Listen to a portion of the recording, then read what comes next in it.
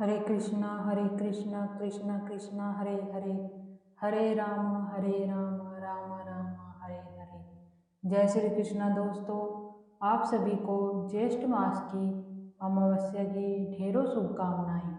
आइए आज हम ज्येष्ठ मास की अमावस्या की प्रमुख व्रत कथा सुनते हैं। अगर आपको यह कथा अच्छी लगे तो आप इसे अपने दोस्तों और रिश्तेदारों में ज़्यादा से ज़्यादा शेयर करें, लाइक करें, ताकि आपके दोस्तों और रिश्तेदारों को भी ज्येष्ठ मास की अमावस्या की कथा सुनने का पूरा फल प्राप्त हो सके और आपको इसका पुण्य लाभ प्राप्त हो। आपसे एक करुण रिक्वेस्ट है कि अमावस्या की कथा हमेशा पूरी सुननी चाहिए। अधूरी कथा सुनने का फल प्राप्त नहीं होता। आइए अब हम ज्येष्ठ मास की अमावस्या के व्रत और पूजन की एक नई पौराणिक पुण्य फल देने वाली कथा का श्रवण करते हैं। बोलिए अमावस्या के देवता की जय, बोलिए पितृ देवता की जय। एक बार बहुत छोटा सा गांव था। उस गांव में एक राजा की बेटी और एक ब्राह्मणी की बेटी दोनों आपस में पक्की सहेलियां थीं। दोनों सहेलियां साथ साथ खेलती, साथ ही साथ पढ़ने जाती।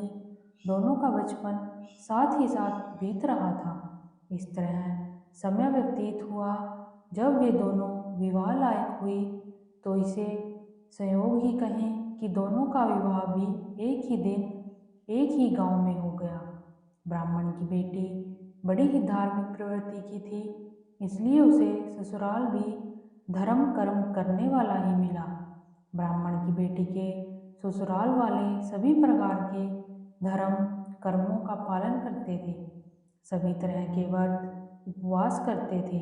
ब्राह्मण की बेटी को उसकी सास ने ज्येष्ठ मास की अमावस्या के दिन वट पूजन करना, सावित्री व्रत रखना, अमावस्या के देवता और पितरों की पूजा करने का नियम जिलवा दिया। तो ब्राह्मण की बेटी पूरे नियम और सच्ची लगन से ज्येष्ठ मास की अमावस्या का व्रत करने लगी, वट सावित्री पूजन करने लगी। इस तरह समय व्यतीत होने लगा। ब्राह्मण की बेटी को विवाह के 5 साल के भीतर ही उसे 4 पुत्र हुए। उधर राजा की बेटी को कोई संतान सुख की प्राप्ति नहीं हुई। एक दिन ब्राह्मण की बेटी अपने चारों पुत्रों को लेकर अपनी राजकुमारी सहेली से मिलने उनके राजमहल में पहुंच गई। राजकुमारी ने जब अपनी ब्राह्मण सहेली को उसके 4 बच्चों के साथ देखा तो उसे बहुत खुशी हुई। उसने उनका खूब आदर सत्कार किया और अपनी ब्राह्मण सहेली के बच्चों को खूब महंगे उपहार, कपड़े, मिठाइयाँ दी।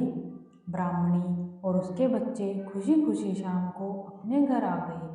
उनके जाने के बाद महल में राजकुमारी की सास, जेठानी और नंदों ने उसे ताना दिया, अरे तेरी और तेरी सहेली की शादी एक ही दिन हुई थी, फिर भी उसे 4 पुत्र हुए और तुझे एक पुत्र का सुख भी नसीब नहीं हुआ। तू बड़ी दुर्भाग्यशाली है। उस दिन राजकुमारी को बहुत दुख हुआ। वह मन ही मन अपनी सहेली और उसके बच्चों के प्रति ईर्ष्या रखने लगी। तब एक दिन राजकुमारी ने अपनी सहेली के बच्चों को मारने का उपाय बनाया। राजकुमारी ने एक नौकर को भेजकर अपनी सहेली के बच्चों को महल में खाने पर बुलाया और खाने में जहर मिला दिया। बच्चे खाना खाकर घर चले गए, लेकिन भोजन में मिला जहर भगवान की कृपा से अमृत बन गया। उस दिन राजकुमारी पूरे समय अपनी सहेली के बच्चों की मरने की खबर आने का इंतजार करती रही, लेकिन कोई खबर नहीं आई। तब उसने एक दासी भेजकर पता लगवाया कि जाओ मेरी सहेली के घर जाकर देखो कि उनके घर सब ठीक तो है। तो दासी देख के आ गई और आते ही बोली कि हे राजकुमारी जी, आपकी सहेली के घर सब ठीक ठाक है। तब राजकुमारी सोच में पड़ गई कि इतना जहर अगर किसी बड़े को खिला देती तो वह तुरंत मर जाता, लेकिन इन छोटे छोटे चारों बच्चों का तो बाल भी बांका नहीं हुआ। कुछ दिनों के बाद राजकुमारी ने अपनी सहेली के बच्चों के लिए सुंदर सुंदर बेशकीमती कपड़े, खिलौने और मिठाइयाँ भिजवाई जिनमें जहरीले कीड़े रखे गए, लेकिन वे भी भगवान की कृपा से गायब हो गए। तब दूसरे दिन राजकुमारी ने अपनी सहेली के घर दासी भेजकर पता लगवाया कि जाओ देख के आओ कि जो खिलौने, मिठाई और कपड़े मैंने अपनी सहेली के बच्चों के लिए भिजवाए थे वह उन्हें पसंद आए या नहीं। दासी देख के आ गई और आते ही बोली कि महारानी जी, आपकी सहेली के बच्चों को आपके भिजवाए हुए सभी तोहफे बहुत पसंद आए। फिर से राजकुमारी सोच में पड़ गई कि जरूर मेरी सहेली कोई जादू टोना करना जानती है। दो दो बार मैंने बच्चे मारने चाहे, लेकिन दोनों ही बार उसके बच्चे बच गए। अब की बार राजकुमारी ने महल के जल्लादों को हुक्म दिया कि मेरी सहेली के बच्चों को रथ में घुमाने का बहाना बनाकर घर से ले जाओ और उन्हें नदी में फेंक दो, परंतु इस बात की जानकारी किसी को नहीं लगनी चाहिए। तब जल्लादों ने ऐसा ही किया। जल्लादों ने ब्राह्मण सहेली के बच्चों को रथ में घुमाने के बहाने रथ में बिठा लिया और बच्चों को पूरे नगर में घुमाते रहे। जब सबका ध्यान बट गया तो वे उसके बच्चों को नदी में फेंक के महल में वापस आ गए। उस नदी के पास बरगद का एक बहुत बड़ा वृक्ष था जिसकी जड़ें तालाब में अंदर तक फैली हुई थी।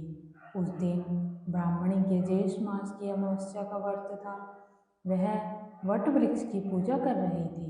उसने पूजा करते समय अपने पति, बच्चों और परिवार की खुशहाली की कामना भगवान से मांगी। जैसे ही बच्चों को नदी में गिराया गया और वे डूबने लगे, उसी समय भगवान ने वट वृक्ष की जड़ों को आदेश दिया कि बच्चों की रक्षा करो। तभी बरगद के पेड़ की जड़ों ने अपना विकराल रूप बना लिया और नदी में गिरे हुए बच्चों को चारों ओर से घेर कर उन्हें तालाब से बाहर सुरक्षित निकाल दिया।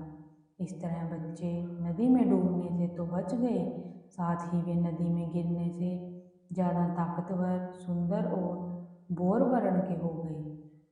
उनकी सुंदरता और ताकत का पूरे गांव भर में ढिंढोरा फैल गया। जब यह खबर महल में राजकुमारी को पता चली तो वह हैरान और परेशान हो गई। अब उसे अपनी करनी पर पछतावा हो रहा था। तब वह खुद अपनी सहेली के घर पहुंच गई और उसके चरण पकड़कर उससे गलती की क्षमा मांगने लगी और बोली कि हे सहेली, तुम चाहो तो राजा से कहकर मुझे फांसी चढ़वा सकती हो, क्योंकि मैंने तुम्हारे बच्चों को 3 बार मारने की कोशिश की है। मैंने ही तुम्हारे बच्चों को नदी में फेंकने का आदेश दिया था। मैंने ही तुम्हारे बच्चों को भोजन में जहर मिला के खिलाया था और खिलौनों, कपड़े और मिठाइयों में भी मैंने जहरीले कीड़े डालकर भिजवाए थे। लेकिन 3-3 बार मैंने तुम्हारे बच्चों को मारना चाहा, लेकिन हर बार तुम्हारे बच्चे बच गए। हे सखी, तुम कौन से देवी देवता का पूजन और व्रत करती हो जिससे तुम्हारे बच्चे हर बार सुरक्षित बच गए और जिनकी तो भगवान भी रक्षा कर रहे हैं। जब राजकुमारी की बातों को ब्राह्मणी ने सुना तो वह बिल्कुल भी क्रोधित नहीं हुई, क्योंकि वह बड़ी ही समझदार और धैर्य वाली थी। उसने अपनी राजकुमारी सहेली से कहा कि हे सखी, इसमें तुम्हारी कोई गलती नहीं है, क्योंकि तुम भी एक नारी हो। बिना बच्चों के एक नारी को क्या पीड़ा होती है, मैं अच्छे से समझ सकती हूँ।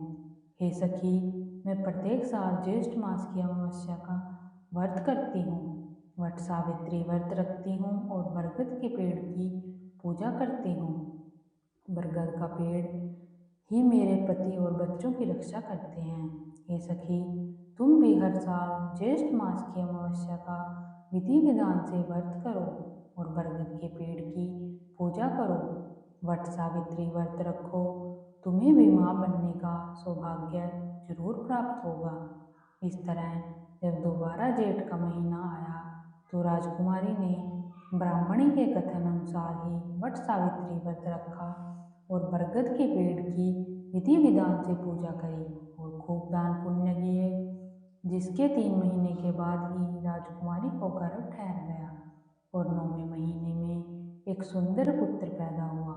जब राजकुमारी की सास, जेठानी और नंद को पता चला तो उन्होंने इसका कारण पूछा, तो राजकुमारी ने उन्हें पूरी सच्चाई बता दी। तब राजा ने पूरी नगरी में यह ढिंढोरा पिटवा दिया कि सभी को ज्येष्ठ मास की अमावस्या का व्रत रखना चाहिए, वट सावित्री पूजन करना चाहिए, बरगद के पेड़ की पूजा करनी चाहिए, पूजा करने दान पुण्य करना चाहिए। इससे घर में धन धान्य सुख समृद्धि बढ़ती है, निसंतानों को संतान की सुख की प्राप्ति होती है, कुंवारों के शीघ्र विवाह होते हैं, परिवार में खुशहाली बढ़ती है।